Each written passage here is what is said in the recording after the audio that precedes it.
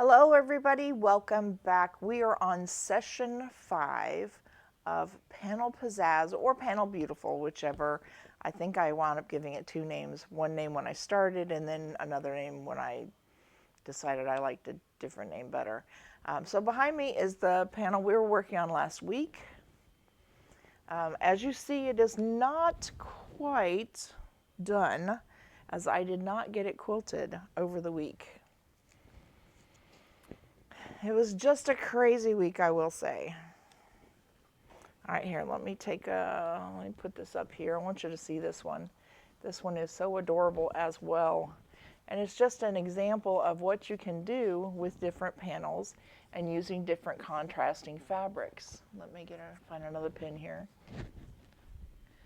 Isn't that gorgeous? I just love that. I think that's so cool. Again, it's using the yellow. I know I seem to be favoring yellow this week, or this project, but it's using the yellow as a contrasting, but I really liked the yellow in that I felt like it pulled out some of the little bits of yellow that you saw inside the paint swatch. And then we use the different ones, and again, it's following all the way around. So I really enjoyed that. I like that a lot. Thank you, Miss Karen. I'm assuming you're talking about the embroidery. Yes, it was. My granddaughter did an amazing job on it. She's only 11, and I keep telling everybody this. I told her what I was looking for and what I wanted, and when she was done drawing it out on her tablet, she showed it to me. I was like, this is perfect. This is perfect. I think I only had to ask for an adjustment on one of them because I think it was just a little too small, and she made it a little bit bigger, and it was just perfect. It was exactly what I wanted. And the fifth one was just lettering the Merry Christmas, and that I was able to do without any problem. Almost, Sheila said she almost forgot to log in. Well, I'm glad you did, because we would have missed you. All right, we got 5 on today. That is fantastic. Anyway, so those are the wall hangings. So by the time I'm done, I will have 4, and I will list them in my Etsy. So if somebody's interested in purchasing them, there's 4 of 4. You just pick which one you want. They'll have the paint swatch, the butterflies, and both of the Indian motif. All right, let's just jump right in. So let me take it off of here and put it on here. All right, look, stuff's still moving. That's good. So I have taken 2 pieces. Okay, so for anybody who did not hear me earlier, I did not get my Indian motif one finished for quilting because there was just so much going on. I was trying to prepare for the embroidery class that I just completely was not able to get it quilted. So we're going to put the binding on the way that I was planning on doing it with this one, which is a sweet pea design. And I'll be honest, it's been sitting in the chair for quite a while waiting for a binding. So I have cut a couple pieces of fabric. I have trimmed it down. I've even ironed it. So the way I do it is I cut it to usually 2.5. I went slightly smaller on this, and I will show you why in a little while. And then we need to connect the 2 ends, okay? So we're going to take this end, and let's see. And let me grab my pins. I wonder where my other pins went to. All right, so here's usually what I'm trying to accomplish is I have one piece that's coming in like this, and another piece that's going to be face down right here on the end, and I'm creating an L. Here, let's bring this up a little bit higher. And I'm creating an L, and I want to get past this part right here. Now I know if I've got a good L right here, this is exactly where I want to be. And I'm going to be stitching.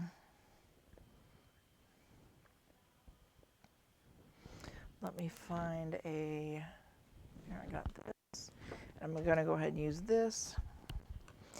And my stitching, and because I have it on my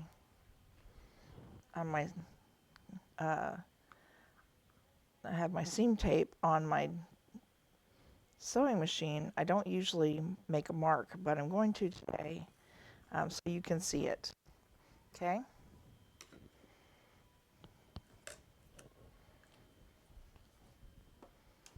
Okay. So there is our seam, and we're going to go over and stitch this.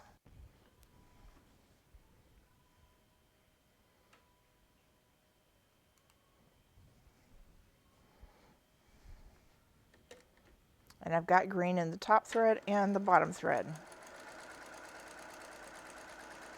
Stitch it all the way to the bottom.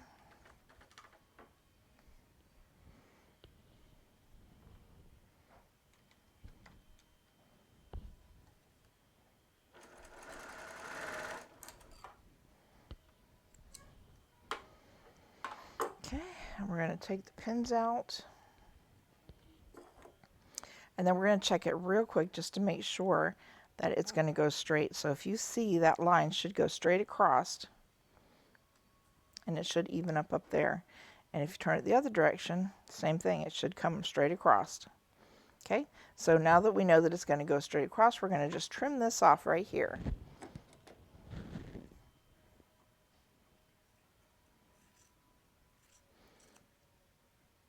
And I do my little, that way it's one less thing I have to deal with. Okay, then I'm going to come over here and turn my iron on.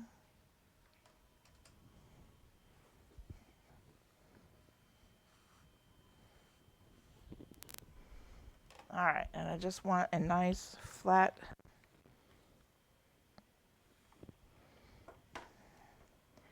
and then I'm going to take it and bend it back in place just like this.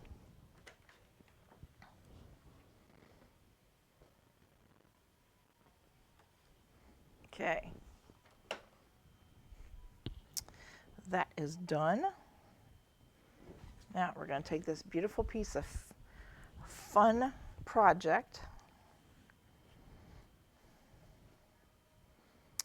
and okay, here's where it's different. We're actually going to do it on the back. You know, normally a lot of us quilters tend to work from the front. We put it on the front, roll it over, do it to the back because it makes a nice crisp spot on the front for the binding. And you never have to wonder, you know, well, did I get the stitching a little off? Is it okay? And so this is where that all makes that work.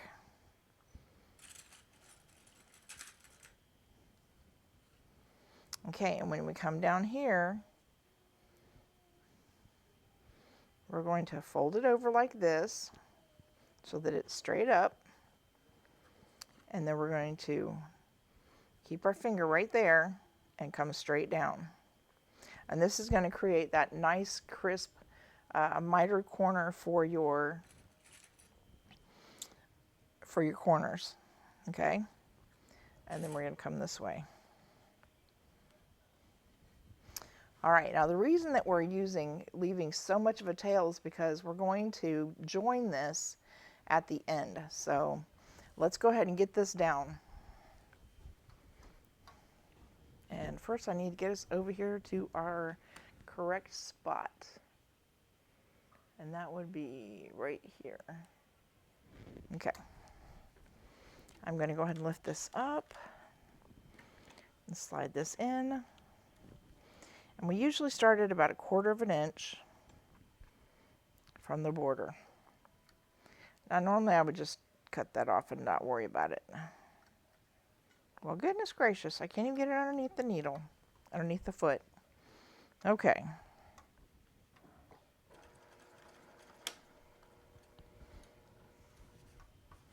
Get that out of the way so you can at least see. What I'm going to do is I'm going to put my fingers here and I'm going to just put a little bit of pressure on that fabric. It kind of keeps it from sliding and from puckering.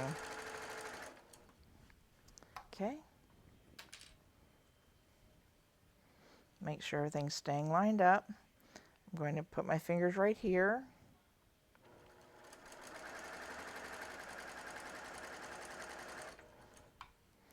Don't go too far. Remember to stop and check.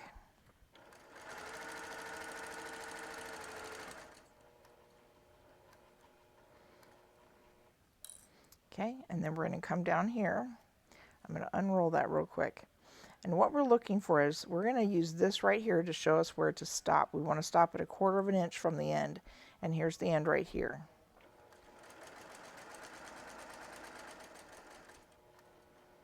Okay, and that looks like about 1/4 of an inch right there. And we're going to go and stitch right off the end into that. Let me get this pointer out here. Right to the end of the point. Okay, perfect. All right, now we're going to come up and roll it out. Bye, honey. I'm going to come up just like this, and we're going to do exactly what we just did a few minutes ago, but when we clipped it. Okay. Put it back down and just start stitching from the end. And we're going to do this all the way around.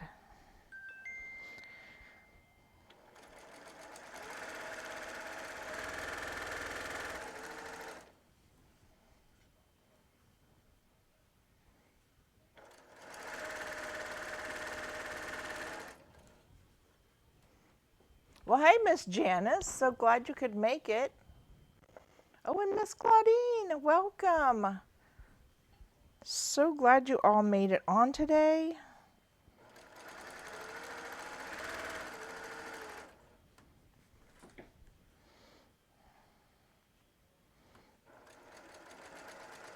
We're going to go right down here again, down to the 1/4 of an inch. We're going to turn it, come off that corner, and turn it this way. Oh, and we're right on a seam too. That's usually a little rough, but that's okay. We can work around that. And fold it back. And again, see how we're keeping this on a, see if you can see it. We're keeping that folded. Okay. I'm hoping I'm going to get through this kind of quickly. Ouch, got me. The pin got me. I got pinned. Okay.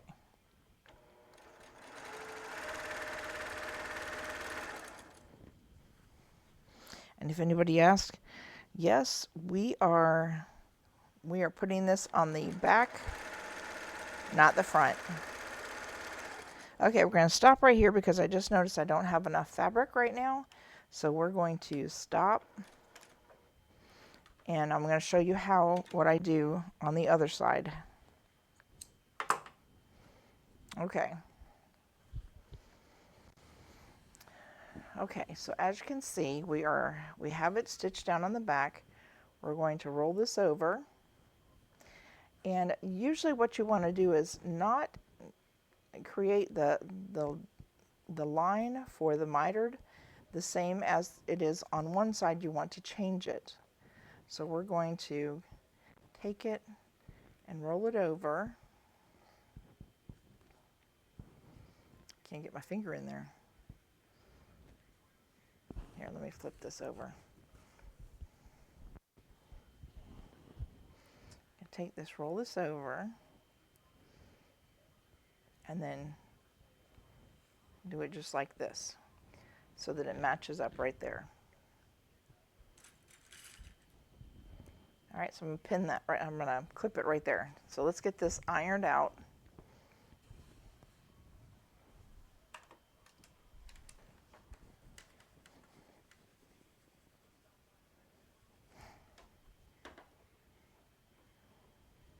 Trying to make sure my iron doesn't slide out of my sewing arm.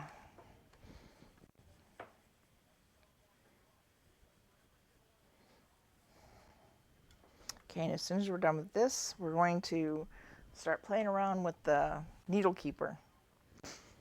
All right, here's what we're going to do. We've got this started over here. We're going to flip this over to this side, and again, I have green in the top and the bottom of the sewing machine. I'm going to clip it, clip it.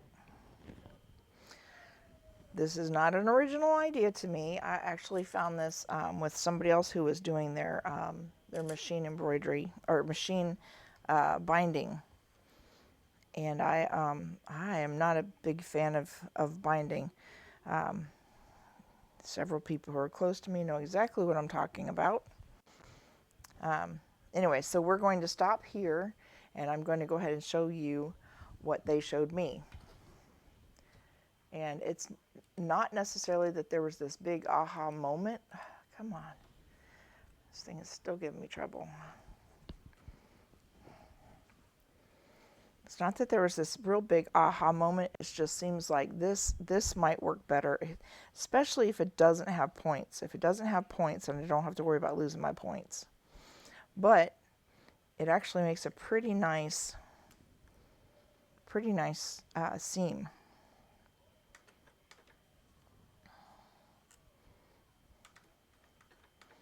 Okay, we're gonna pull up the bobbin thread real quick. I grab a hold of both of them, put my foot down, and I'm very, very close to the edge, very close. So what's going to happen is it's going to sew off the end of, so that it's not on the other side of the binding, it's on the backing. All right, back up just a little bit. We're going to sew all the way to the end, and then we're going to turn. And it looks like the binding itself is actually quite close to the hair. I have found that working with gloves that have sticky on them works a whole lot better when I'm trying to help guide it, especially when you don't have a lot of room on your table and everything's in your way. Because if you're trying to push it, help guide it through, not push because you don't want to push it, but as you're trying to guide it through, sometimes something will get in your way and suddenly it's starting to turn like this, and you don't want that because it'll make your seam crooked. Okay?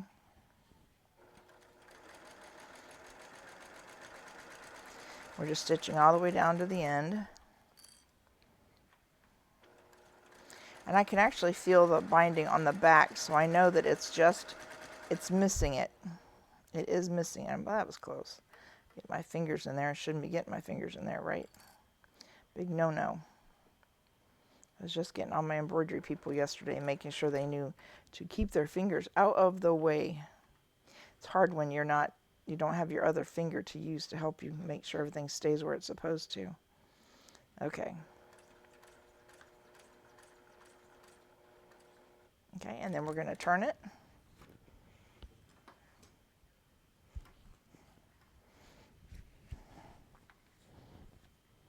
Put that foot down and then continue around. I probably wouldn't do this for a customer's quilt or one that I'm going to give to my family, because I would rely on my binding person to do a nice hidden binding stitch.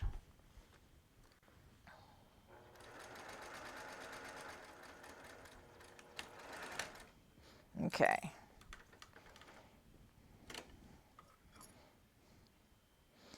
Gonna trim there, trim there. All right, let's come back to the main screen.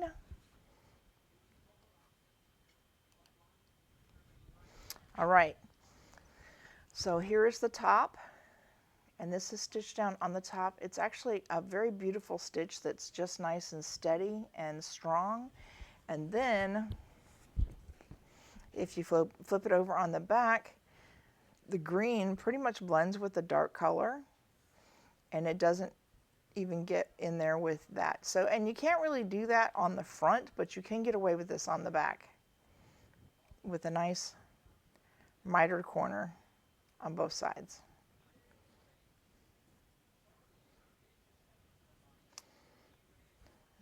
And I actually really like this. So if I have, especially like table runners, wall hangings, things that are going to be up there like that. I like the idea of doing the machine binding on that, or maybe a baby quilt that's going to be used a lot. So this is something I would like, especially if it doesn't have any points, because you will take out some of your points if you do a binding that is this wide on here. You would definitely have to change the width of your binding, whereas we normally do like a 2.5-inch strip for binding. You would probably need to do it a lot smaller, like a 2.25. I think a 2.25 would work real good, where you could get a little bit closer, but I think this works. This works really well, and I really like this. So this is the kind of binding that I'm going to be doing for the table runner that we just finished up. Don't forget, we're going to start next week on the upcoming quilt. So hopefully everybody will have their fabric. I need to get some images out there of some fabrics I do have, and some charm packs I have that you can use for this next one. And I will do my best to get them out in the mail on Monday with the next email. Hello again. Sorry, my eye is watering today. Not at my best today. I woke up not feeling very well. I don't know what it was, just not feeling very good today. But I'm here, sweating, but I'm here. All right, we're going to be doing prayer time today, and so I'm just kind of giving you a heads up. So if that's not your thing, please feel free. You can go ahead and turn me off and move on to the next video or the next thing you have to do. I just thank you so much for sticking with me this far, and hopefully sharing that little bit of information about the binding helped. I'll move on to prayer time so I can get you guys back on your families and lunches, dinners, whatever you're going to be doing. Okay. Father, thank you for another beautiful day, another beautiful Sunday. Father, thank you for your grace and mercy in everything that we go through, everything we touch, everything that comes our way. Help us show your light, Father, in everything we do, and the words that come out of our mouths, and the encouragement we give others. Help us to show your glory and your mercy in everything. In Jesus' name I pray, amen. Listen, guys, I hope you have a fantastic day, a fantastic week. Enjoy your dinner with your family, and I will see you next time. Love you.